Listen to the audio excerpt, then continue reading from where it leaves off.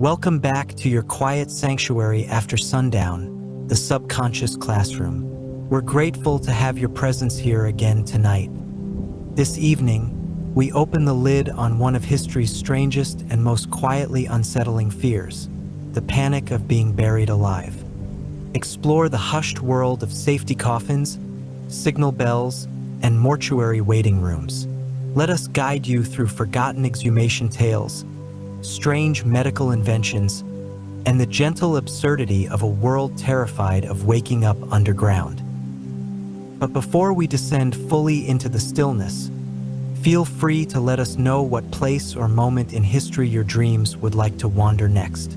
And if you enjoy these nighttime voyages into the uncanny, we invite you to leave a quiet like or subscribe, so we may continue drifting together through history's quieter corners.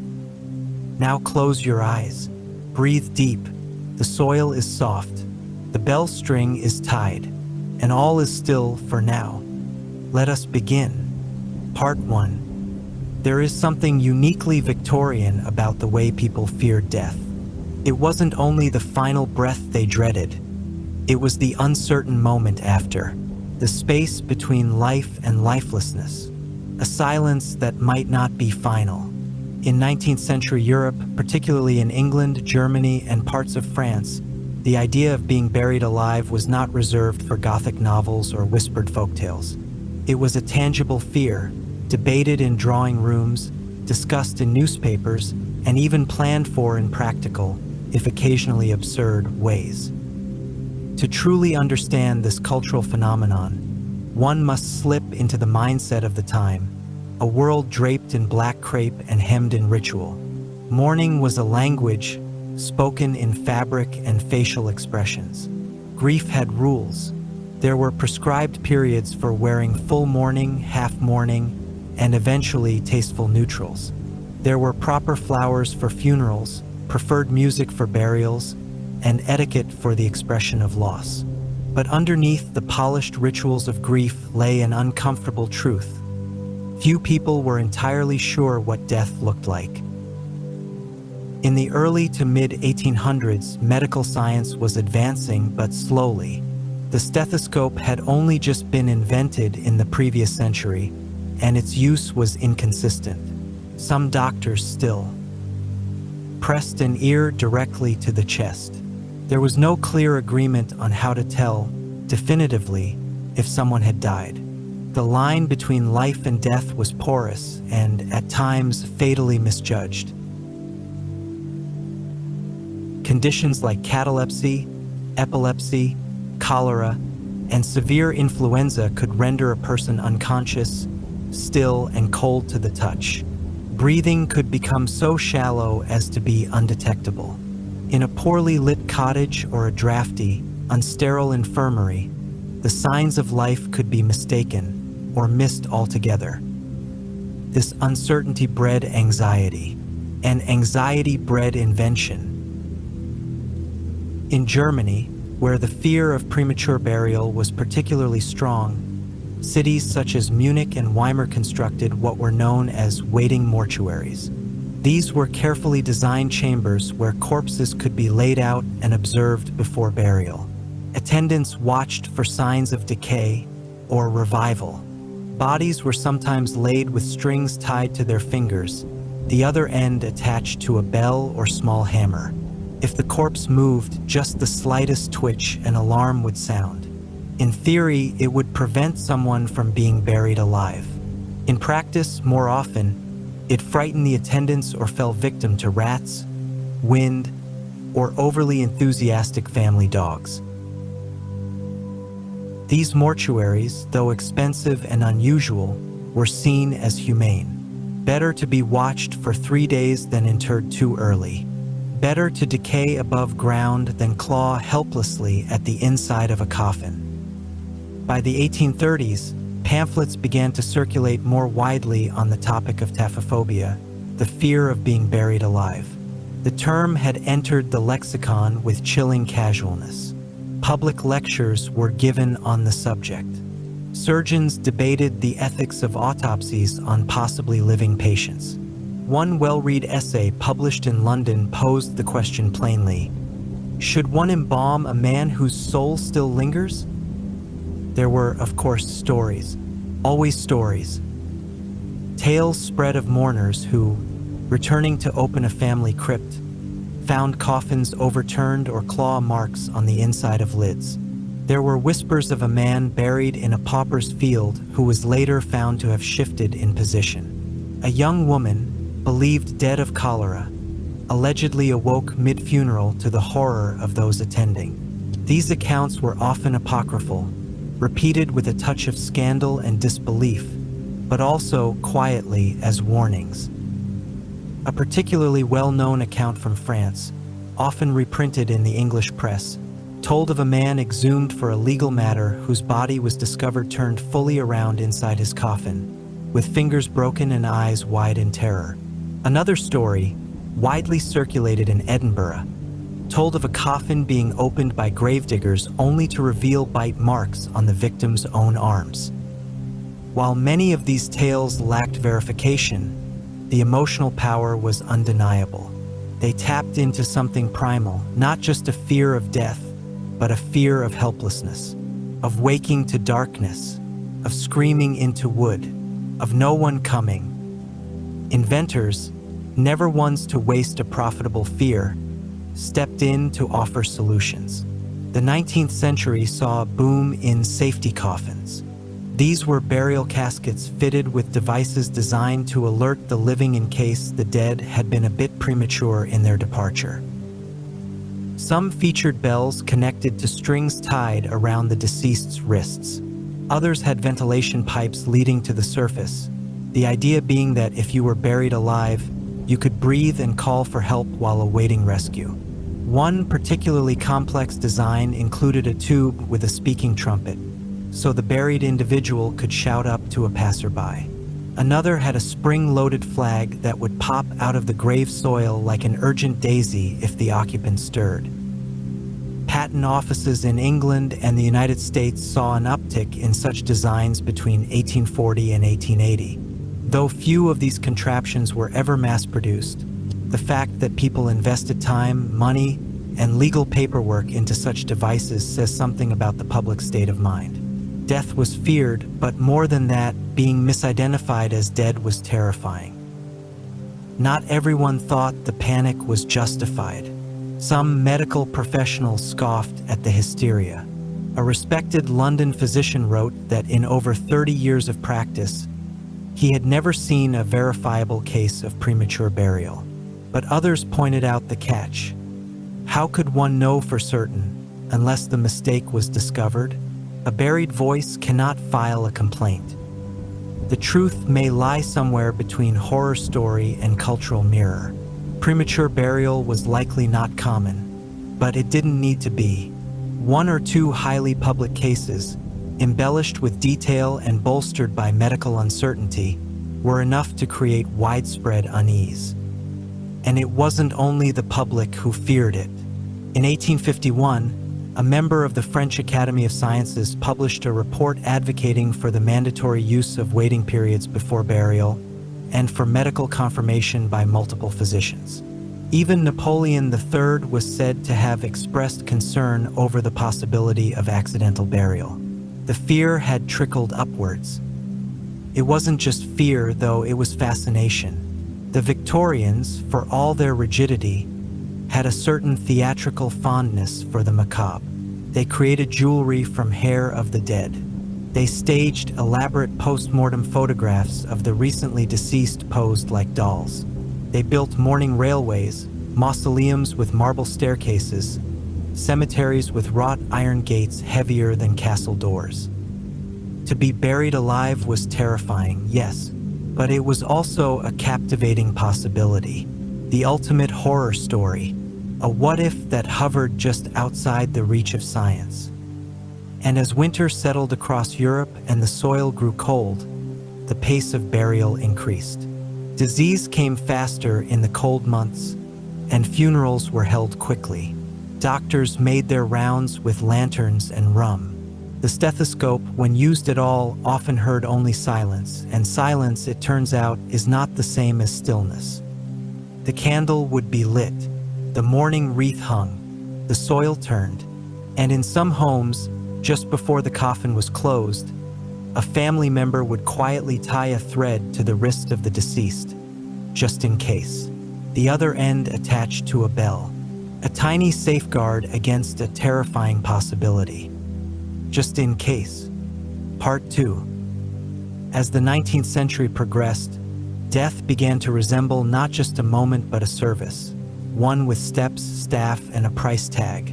The Victorian funeral was no longer a simple affair conducted by family and neighbors. It had become an event, and at the heart of it all stood the undertaker. Once little more than a carpenter with a knack for solemnity, the undertaker of the Victorian era evolved into something far more polished and far more powerful. The rise of urban living, particularly in cities like London, Paris, and New York, meant that more people were dying in proximity to strangers, in tight quarters where bodies needed to be removed quickly and appearances maintained. Mourning, already a spectacle of etiquette, now had an industry to match. With this rise came specialization.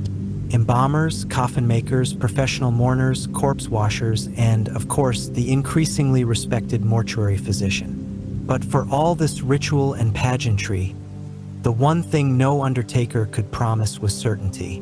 Certainty that the body was truly, completely, irreversibly dead. Which is precisely what many customers feared the most. Families, especially the wealthier ones, began to demand more than mahogany coffins and lace-lined hearses. They wanted assurances, physical proof that the dearly departed would not sit up mid-burial, knock politely on the casket lid, or start breathing again beneath 6 feet of soil. To meet these needs, a quiet war of credentials began. Undertakers and physicians alike began advertising their expertise not just in interment, but in death detection. Some claimed years of experience examining liminal cadavers, those who lingered between states. Others emphasized new tools and techniques, ranging from thermometers inserted into body cavities, to candle flame tests near the mouth, to rather aggressive poking with sharp objects. One common test involved holding a mirror just under the nostrils. If no condensation appeared, it was assumed the person had passed. Another, questionable but frequently employed, was the nipple pinch or needle prick. The idea being that even in deep unconsciousness, the body would flinch. Sometimes, doctors would pour vinegar down a patient's throat or place pungent-smelling salts under their nose. If there was no response to such discomfort, the conclusion was death. Of course, these tests weren't exactly foolproof. The medical literature of the time is filled with uncertainty, contradiction, and speculation. A person suffering from catalepsy, epilepsy, or narcolepsy might not react to vinegar or needle pricks. In cases of cholera or typhoid, the body's metabolic shutdown could mimic death so closely that even trained professionals were hesitant to sign the death certificate. In one publication from 1846, a physician in Vienna described the case of a young man who had been declared dead and left overnight in a funeral parlor. The next morning, the undertaker returned to find the coffin on its side, its lid cracked open, and the young man collapsed nearby, having suffocated not from the illness, but from his own attempted escape.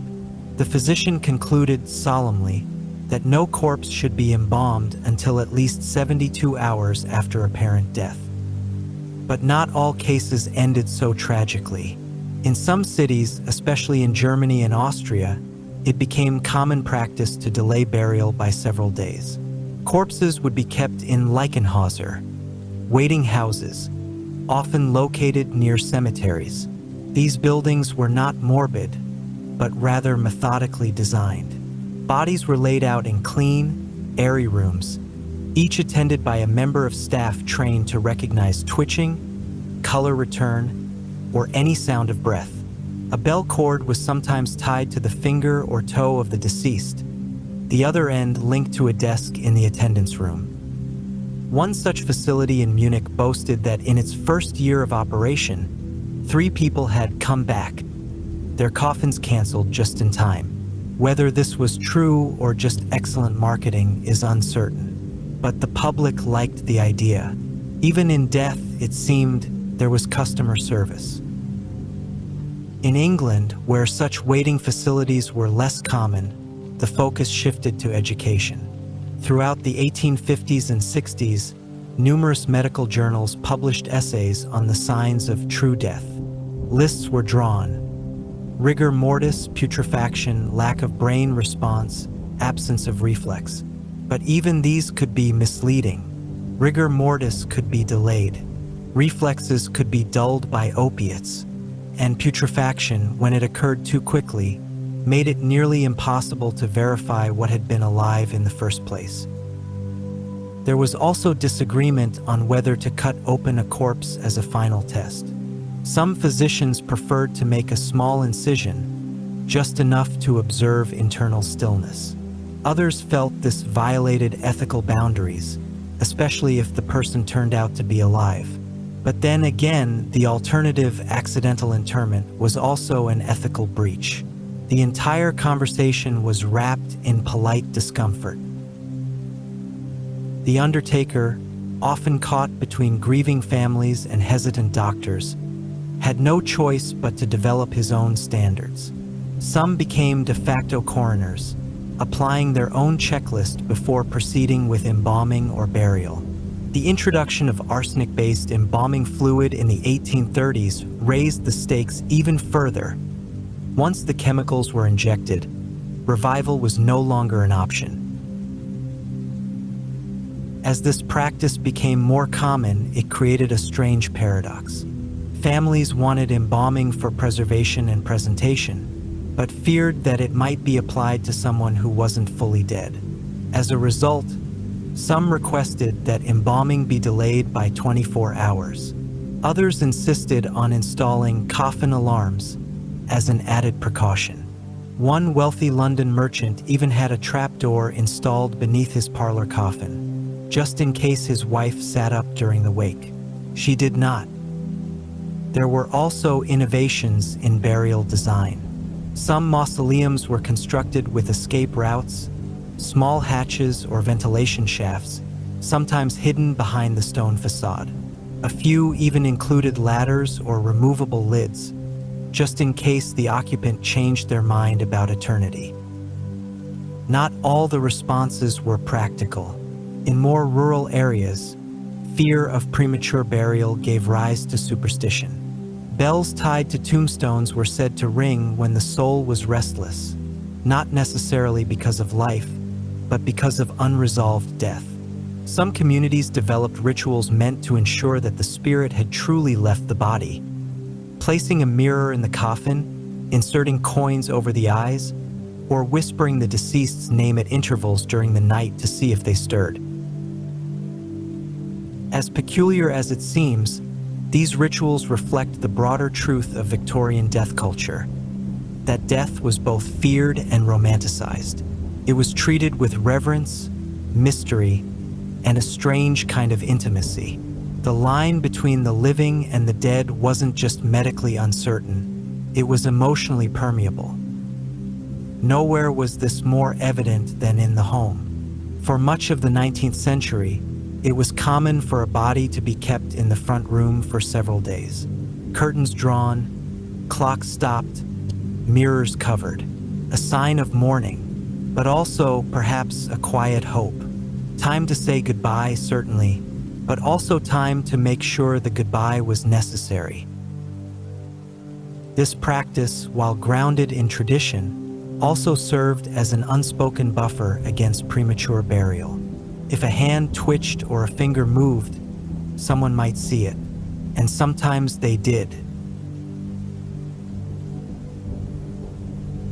The emergence of professional mourning companies, yes, there were agencies for that, meant that the bereaved could hire individuals to grieve for them, to fill the home with the appearance of sorrow, even if real feelings were elsewhere. But for the more cautious, the key was time. Delay the burial, watch for signs, and if uncertain, wait. Medicine would eventually catch up. By the end of the century, advances in cardiac science, brainwave measurement, and improved embalming practices would render many of these fears outdated. But in the Victorian heart, the fear never quite disappeared. It lingered quietly under layers of lace and lavender, in the undertaker's hesitations, in the doctor's second opinions, in the bell cords and air tubes and speaking trumpets designed to serve only one purpose: to catch a voice no one ever wanted to hear. Because in a world where you could be alive and yet mistaken for a corpse, certainty was the most precious luxury of all. Part 3. In the flickering candlelight of the 19th century, few fears cast a longer shadow than the possibility of being declared dead too early.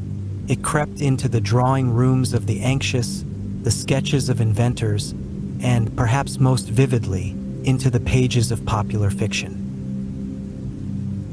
Long before death was something diagnosed with machines and monitors, it was a mystery unraveled by observation, instinct, and occasionally dramatic error.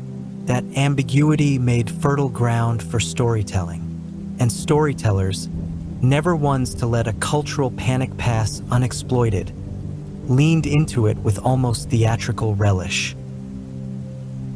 No writer did more to crystallize the fear of premature burial than Edgar Allan Poe.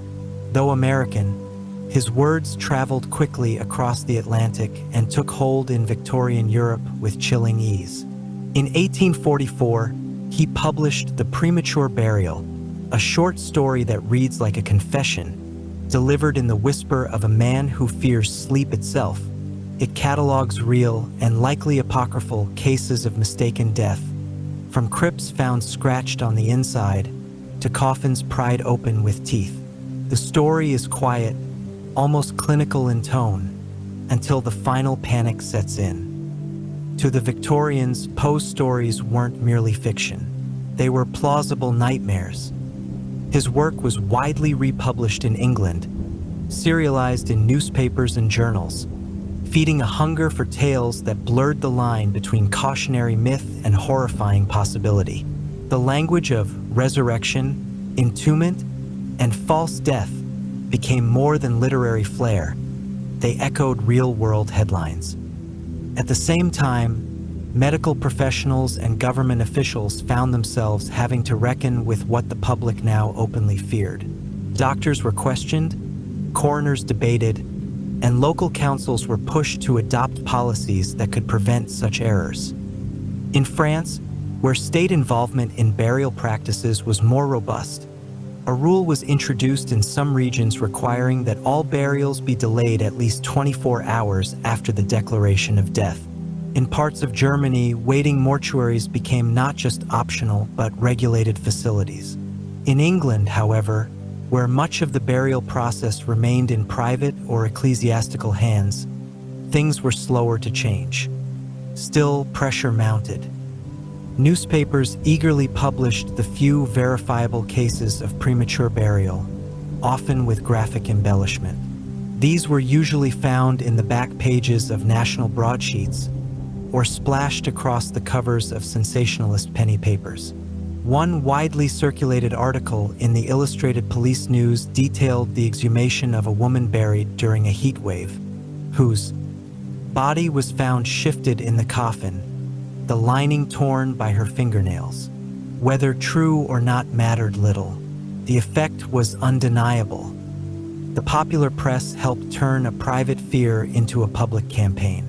Letters to editors demanded reform. Clergy and coroners wrote op-eds, and inventors continued to file patents with titles like Burial Casket with Emergency Egress Apparatus or Improved Method for Corpses to Signal Wakefulness. But it wasn't only literature and newsprint that amplified the anxiety. It was theater. In the gaslit stages of London's West End, dramatists discovered that nothing gripped an audience like a moment of mistaken death.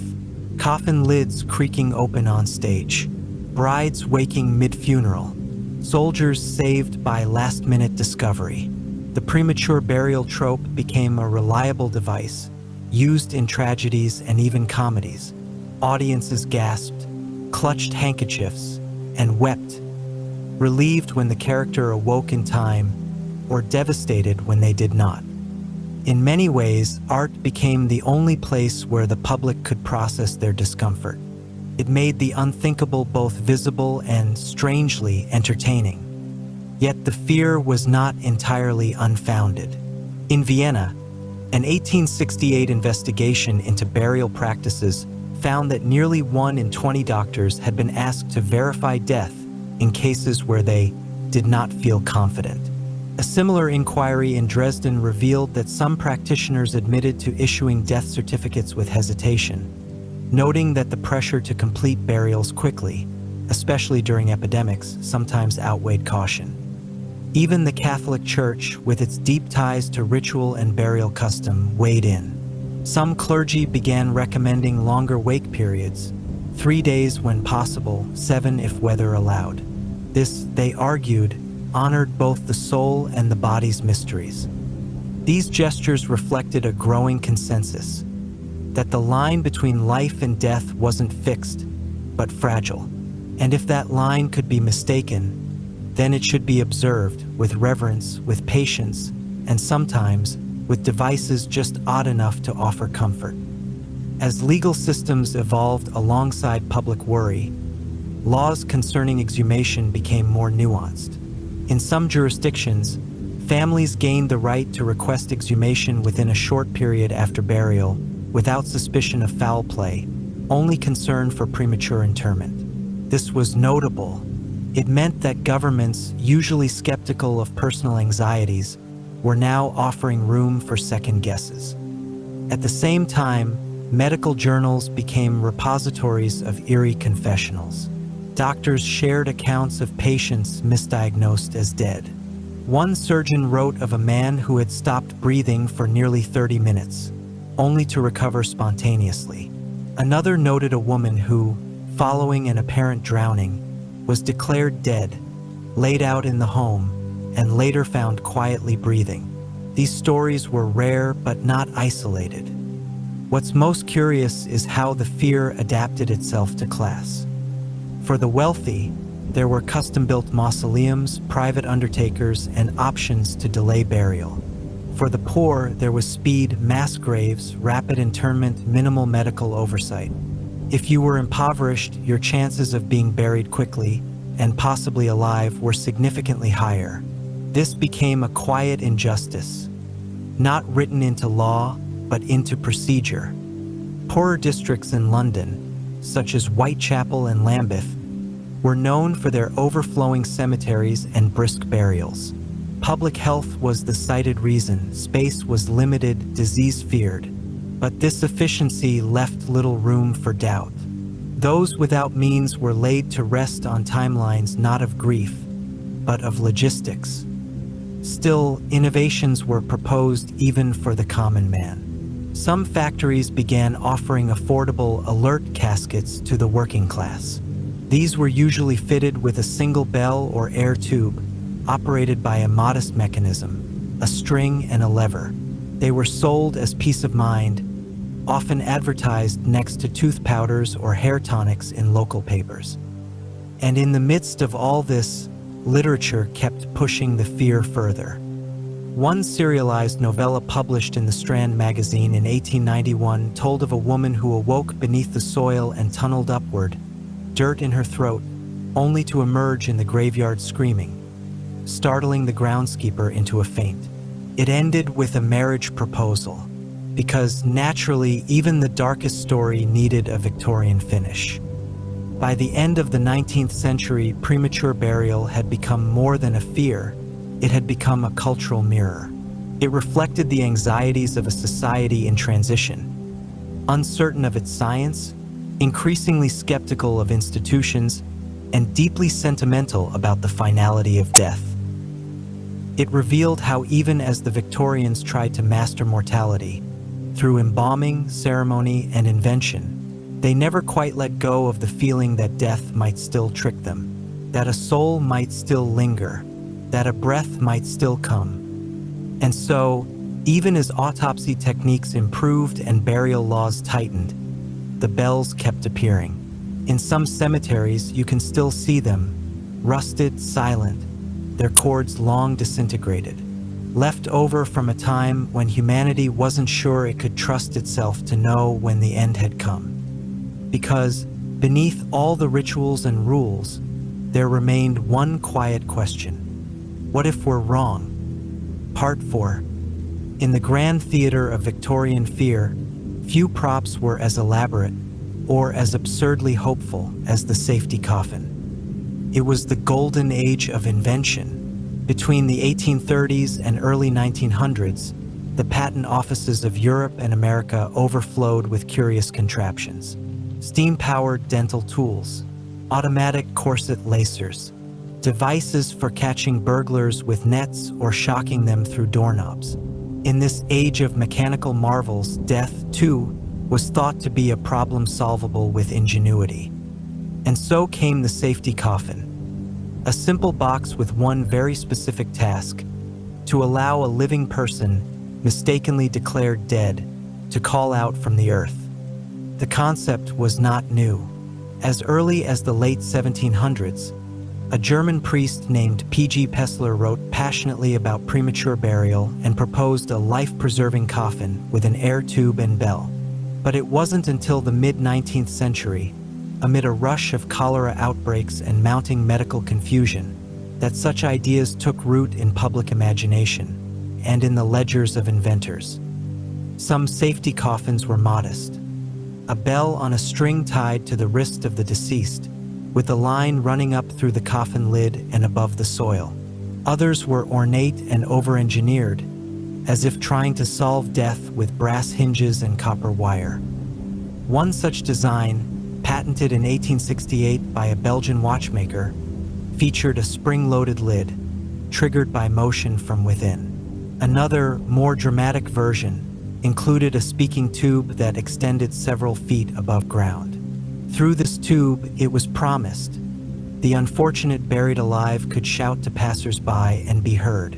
There were even attempts to install viewing windows into coffin lids, made of thick glass to withstand soil pressure, so that attendants could peer inside and verify whether the occupant was, indeed, permanently asleep. Perhaps the most famous of these inventors was a man named Franz Vester, who in 1868 patented what he called the burial case. It included a ladder, a bell, a tube for food and air, and a flag that could be raised by the accidental interee. The design received wide attention in Germany and even made its way into English newspapers. Diagrams were published, debates were held. It was equal parts horrifying and reassuring. The idea that, if the worst happened, there would be a way out. Of course, these devices raised their own unsettling questions. If you were truly alive inside a coffin, would you have the strength to pull a cord? To shout? To climb? Would you not be delirious from panic, suffocating, or injured from your own thrashing? Inventors countered these doubts with demonstrations. In London, Paris, and Vienna, small public exhibitions were occasionally held to showcase the functionality of safety coffins. A crowd might gather in a cemetery or courtyard, where a volunteer, often the inventor himself, would be lowered into the earth inside one of his own coffins. The lid was sealed, dirt shoveled over, silence followed. Then, moments later, the ring of a bell or the waving of a small flag through a tube. The crowd would applaud, proof, it seemed, that the coffin worked. But such demonstrations were carefully controlled. The participant was healthy, calm, and only buried a foot or two deep. The air supply was ample. There were attendants ready to dig him up at the first sign of distress. It was theater, not reality. A reassurance performed for a public desperate to believe that science had conquered their darkest fear. Still, the idea caught on. By the 1890s, catalogs began offering safety coffin accessories, air shafts, signal bells, even interior mirrors. In the United States, some funeral homes began offering emergency detection packages for an additional fee. A Boston undertaker advertised, in tasteful script, the option of a sleeper's recall line. A wire connected from the casket to a bell hung on a post above the grave. One rather dramatic model included a compartment for a small lamp, meant to be lit automatically if the coffin was opened from within. It seems improbable, the idea of a flame inside a sealed wooden box filled with cloth, but the concept was clear. Even in the grave, visibility mattered. Not all responses were commercial.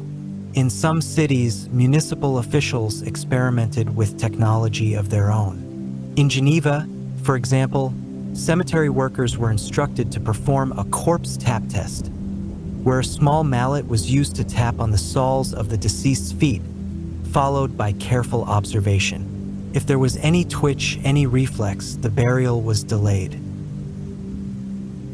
Elsewhere, in rural Hungary and parts of the Austrian Empire, bodies were sometimes buried with a small glass vial of vinegar tucked into the coffin, with instructions for grave workers to listen for any breakage within the first day.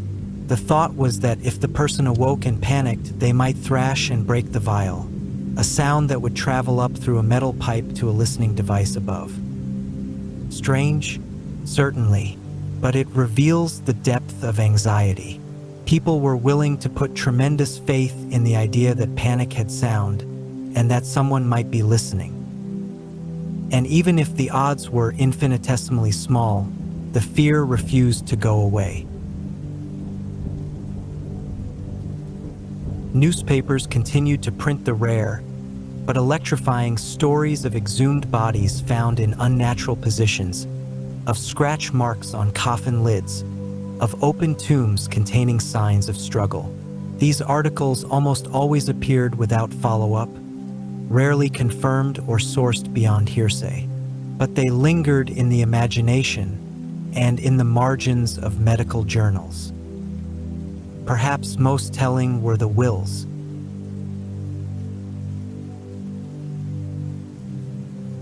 As the century drew to a close, a growing number of upper-class Victorians began including explicit instructions in their wills to prevent premature burial. Some requested their bodies be held for 3 days in an open room. Others asked that an artery be severed or a needle driven into the heart. A few went so far as to demand decapitation or cremation, just to be sure. The poet Alfred, Lord Tennyson, reportedly once remarked that if he were ever believed dead, he would wish to be stabbed once more in good measure. It was said with a touch of humor, but humor in such cases rarely stood alone. This fear, after all, wasn't just about the individual. It reflected a broader Victorian obsession with control over nature, over fate, over the unpredictable mechanics of the human body. The safety coffin wasn't merely a device to prevent a tragedy. It was a machine for peace of mind. But beneath all the brass fittings and velvet linings, the question remained. Were these coffins really saving lives, or merely indulging fantasy? The historical record is difficult to parse. No definitive case exists of a safety coffin saving someone from actual premature burial. Most were never used. Many patents expired without production, and the few that were built were often dismantled or disused within years. Grave robbers and groundskeepers, it turned out, had little interest in maintaining bell cords or speaking tubes. And yet, the idea persisted. The 20th century would bring new fears: anesthetic-induced coma, organ harvesting, misdiagnosed brain death, but the foundational fear remained unchanged. that the body might betray us, that death might play coy, that we might slip into stillness before the world was ready to let us go. So they built their tubes and rang their bells and stared into glass windows buried just below the grass. All in the hope that if the line between life and death was ever crossed in error, someone somewhere might be listening. Part 5. For all the whispers and warnings, the talk of bells and safety tubes, it's worth asking the difficult question. Did it ever actually happen? Were people truly buried alive? The answer, with some caution, is yes. Though rare and often difficult to confirm with absolute certainty, history does record a number of cases where the feared nightmare appears to have come true. Many of these incidents took place not in the well-monitored mortuaries of wealthy cities, but in rural villages and overcrowded towns, where disease ran rampant and burial needed to be swift. During cholera outbreaks, particularly in the 19th century, bodies were sometimes buried within hours of presumed death, partly out of fear of contagion, partly due to overwhelming numbers.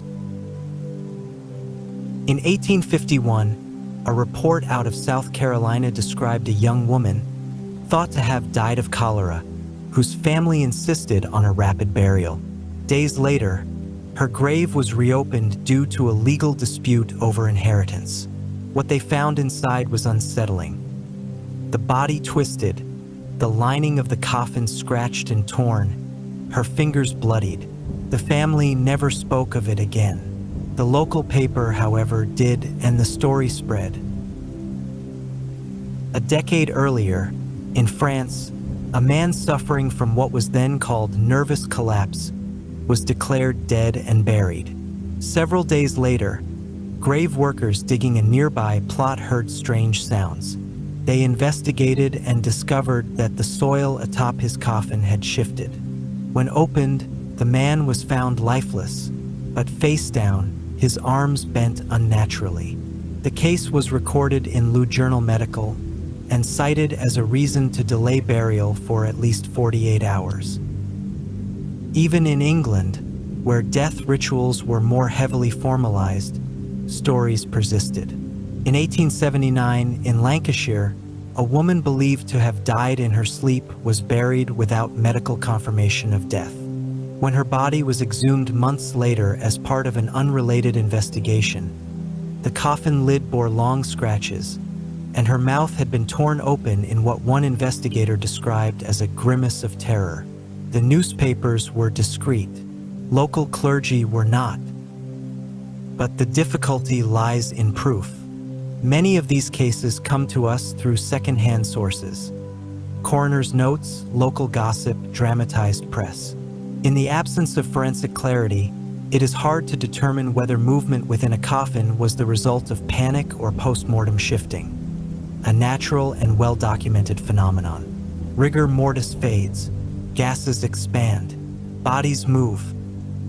Even so, the fear refused to die. By the late 19th century, cases like these had prompted further study by medical professionals, particularly in Germany and Austria. The goal: to differentiate between apparent and actual death. Several doctors proposed multi-step tests to confirm the irreversible cessation of brain activity. But at the time, there was no EEG, no heartbeat monitors, no understanding of brain death as we know it. In their place, strange devices emerged. One German invention involved a needle connected to a small flag. The needle was gently inserted into the chest cavity. If the heart was still beating, the flag would flutter. If not, stillness. In theory, it was foolproof. In practice, not all families were comfortable with impalement as a diagnostic tool. Others turned to less invasive methods. Some proposed using heated glass rods placed beneath the tongue, measuring changes in temperature that could signal metabolic activity. Others measured the response of the pupils to light using a bright candle and an observer with keen eyes. Still others returned to the old ways, the vinegar test, the mirror under the nose, the bruising pinch. And yet, the deeper the science dug, the more it uncovered the strange elasticity of death. There were recorded cases of individuals who stopped breathing for over 30 minutes and then revived. People with catatonic schizophrenia who remained motionless, unresponsive, with nearly imperceptible pulse or respiration for days. Cases of narcolepsy so profound that doctors mistook them for terminal comas. One report from 1884 in Vienna documented a man who was prepared for burial after a severe fever. At the last moment, as the undertaker adjusted his collar, the man opened his eyes and groaned. He recovered fully, though never quite lost the nickname the Lazarus Clerk among his colleagues. These stories, rare though they were, had enormous cultural weight, because in an era when the line between living and dead could be crossed by mistake, the weight of proof became existential. The fear was not just of being buried alive, but of being misunderstood at the moment when misunderstanding could be fatal. To soothe the public, some cities introduced multi-person confirmation laws.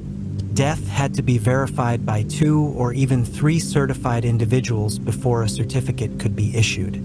Some hospitals required a minimum of 12 hours between death and removal of the body.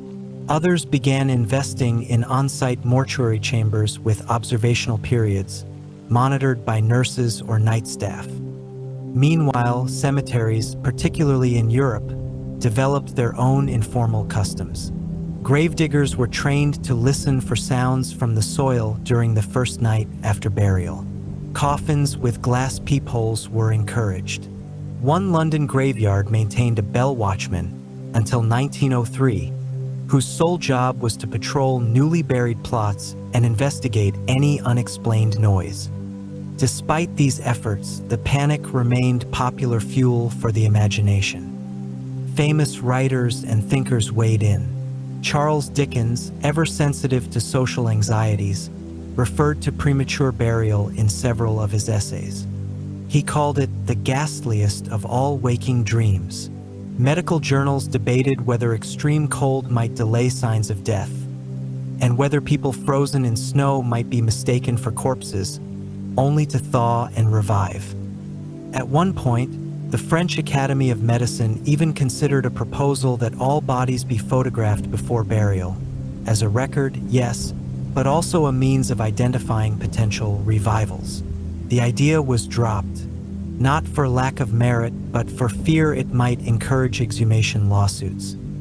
In the United States, a wave of similar fears followed the Civil War. With thousands dying in distant battlefields and embalming still rudimentary, it was not uncommon for bodies to arrive in sealed coffins, no one truly sure if death had been witnessed or simply presumed. Some letters from Union soldiers, found decades later, contain quiet pleas. If I am wounded badly, let them wait. Let them wait a little longer. The tragedy of these cases, whether true, exaggerated, or imagined, is not simply the fear of death.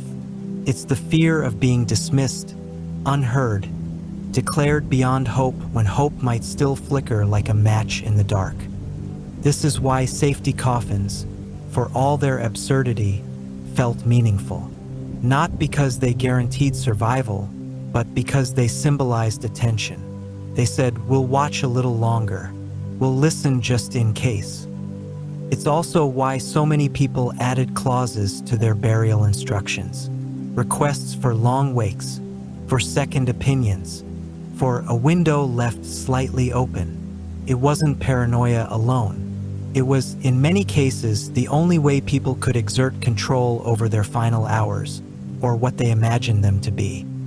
Today, with modern medicine and technology, the idea of being buried alive seems impossible. Monitors trace breath. Imaging shows brain death. Diagnosis is not guesswork, but data. And yet, the fear hasn't vanished entirely. It lingers in dark stories, in late-night thoughts, in the rare but real cases of mistaken brain death, or anesthesia awareness.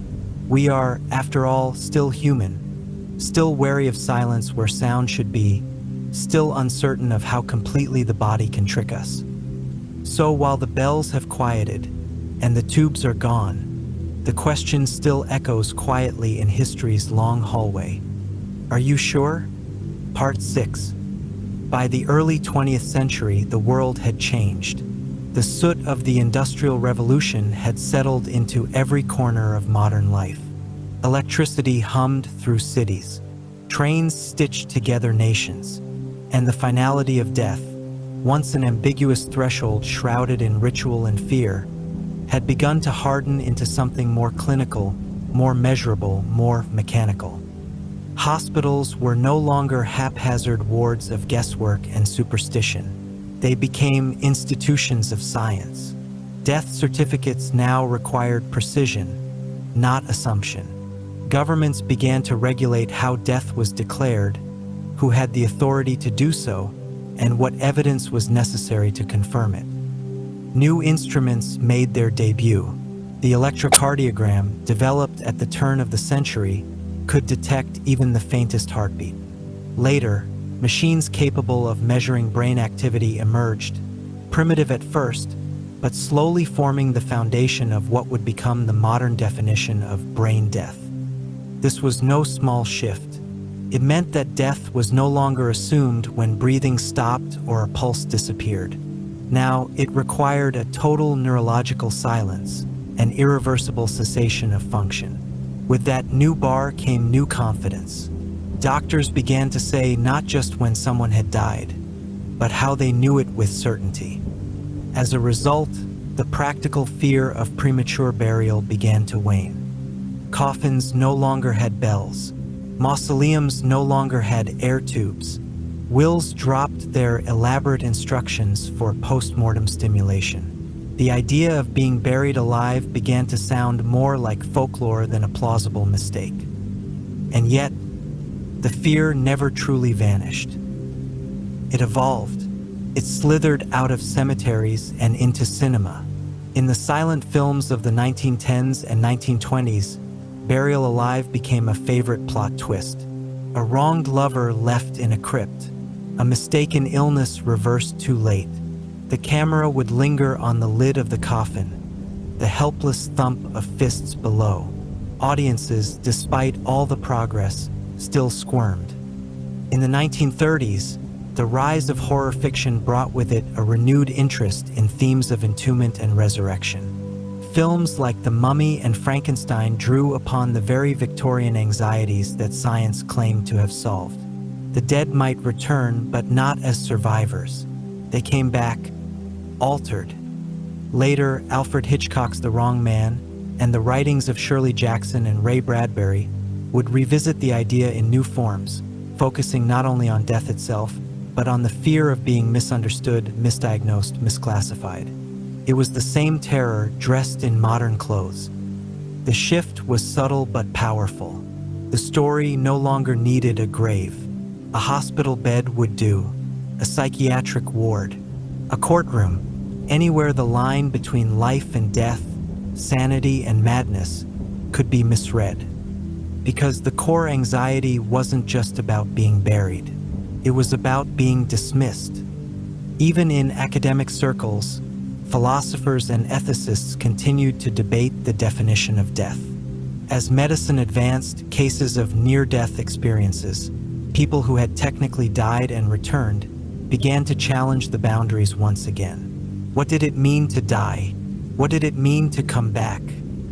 Books and essays flooded the cultural marketplace. Titles like The Death Delusion, Mistaken Deaths in History, and Buried But Breathing claimed to catalog hundreds of cases, some factual, others murky.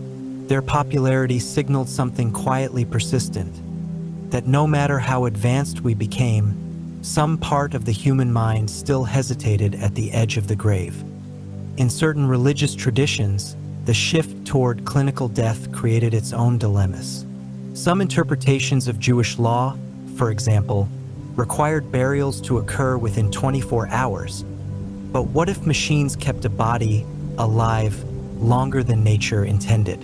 In Catholic doctrine, prayers for the dying were often timed to moments that science now stretched indefinitely. Even the legal system began to adapt. In the United States, the Uniform Determination of Death Act was passed in 1981, attempting to offer a clear definition: either irreversible cessation of circulatory and respiratory functions, or irreversible cessation of all brain activity. But this was still hotly debated, particularly when high-profile cases emerged involving patients in persistent vegetative states. Public imagination, ever hungry for edge cases, latched onto these stories. News headlines screamed of people waking up on the autopsy table.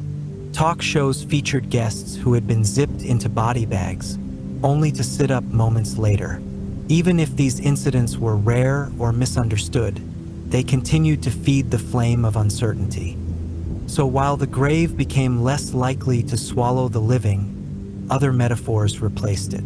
The hospital ward, the wrong diagnosis, the machinery that hummed when it should have been silent.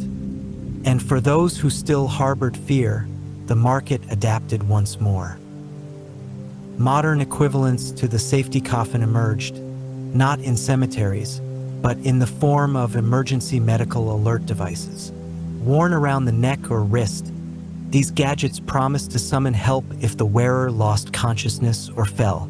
Commercials featured elderly actors whispering that unforgettable line, "I've fallen, and I can't get up." It was, in essence, the safety bell reborn, a plea for attention in a world moving too fast to notice stillness. Even in the funeral industry, echoes of the old anxiety remained. Some high-end coffins began to offer comfort features: ventilation ports, memory foam padding, escape latches. Though marketed as luxury items, their function was clear. They soothed the lingering fear that perhaps, just perhaps, there might still be something to wake up from. More curiously still, some modern companies began offering post-mortem monitoring services. These included body temperature scans, heart activity logs, even remote camera feeds installed in mausoleum crypts. The pitch was subtle but familiar: assurance just in case. Yet, even as science triumphed over uncertainty, fiction kept the fear alive. Stephen King's The Breathing Method, Quentin Tarantino's Kill Bill Volume 2, countless horror films featuring people clawing their way out of coffins, shouting to an indifferent world. The imagery remained too powerful to discard. It spoke not just to fear, but to endurance, the will to survive, the hope that someone might still hear you, even beneath the earth. And so, the old questions still murmur in the background. What if they get it wrong? What if there's still time? What if death is not a door, but a hallway, and we've misread the exit? Even today, coroners and doctors are trained to wait, to double-check, to verify that death is not merely stillness, but silence, that breath will not return, that the bell will not ring. But as long as humans remain uncertain about what exactly waits beyond the threshold, the idea of premature burial will always have a pulse. It may no longer live in graveyards, but it still lives in us. Part 7. By now, the air in this strange little journey is still. The bells have quieted. The coffin lids are sealed. The papers have stopped printing wild tales of scratch marks and waking corpses. The medical charts show flat lines with calm certainty. The safety tubes have rusted. The watchers have gone home. And yet, the story of premature burial lingers, not just as a medical concern or Gothic curiosity, but as something deeper, something almost tender. Because at its heart, this fear wasn't just about being buried. It was about being forgotten. It was about silence, not the peaceful kind, but the kind that falls too soon. The kind that settles over a room when you still have something to say. The kind that turns away when your hand is still half raised. Being buried alive wasn't merely a bodily terror. It was symbolic of something that lives in all of us, the fear of being dismissed before we're done. The Victorians, with their gaslights and velvet mourning clothes, may have built elaborate machines to prevent it. But the emotional machinery behind those coffins, that was timeless, ancient even. It's there in the whisper of a person worried they've been misunderstood, in the final notes of a letter asking to be remembered, in the parent who triple-checks their child's bedroom door, or the worker who rereads their last email, hoping it wasn't misread. That subtle ache of, will someone notice if I disappear? To be buried prematurely is one of humanity's oldest metaphors, a way of describing not just physical entombment, but spiritual neglect. And in this light, the image of the safety coffin becomes almost beautiful, not absurd, not paranoid, but profoundly human. A string tied to the wrist, reaching upward through the soil just in case. A bell waiting to sing one final note if needed. The simple idea that someone somewhere might still be listening. This fear, like all fears, was a form of love, a desire to remain in the world a little longer, to be seen even after stillness sets in. In that way, we're not so different from the people who walked foggy Victorian streets in stiff collars and black veils. We too search for ways to be heard, through devices, through rituals, through stories. We too hope that if something goes wrong, someone will notice. That if we drift too far into silence, a hand might reach back in. This is why we build legacies, why we write our names on the backs of photographs, why we leave voicemail messages we hope someone will keep. We are, all of us, building our own little safety coffins, not of oak and wire, but of memories and meaning. Little systems designed to say, I was here, and I mattered. So perhaps it's no coincidence that so many safety coffin inventors were not doctors, but clockmakers, locksmiths, and tinkerers. People who worked with precision, who understood the art of building systems, of creating order in a world that did not always offer guarantees. Because death is the one riddle we can't solve. And for those who can't stand unanswered questions, the safety coffin was an elegant compromise. A machine built not to cheat death, but to keep time running long enough to be sure. It's also no coincidence that these devices were born during an era of social anxiety, colonial ambition, and scientific upheaval. The 19th century was a time of tremendous control, categorizing, labeling, measuring, and the idea that one could slip through the cracks of that order was deeply unsettling. If doctors couldn't reliably declare you dead, what else might they get wrong? In a world that prized accuracy and logic, the idea of being buried alive was a glitch in the system, an offense to the very notion of reason. And yet, it remained oddly poetic, a humbling reminder that for all our knowledge, the body still had mysteries. This is why artists never abandoned it. Poets returned to the image of the buried voice. Composers wrote requiems that paused before the final note, as if waiting. Painters rendered tombs with doors ajar, as though someone might return. The metaphor was too rich, too deeply felt to discard. Even modern art installations have returned to the concept. Immersive experiences where visitors lie in enclosed spaces and listen to recordings of imagined final thoughts.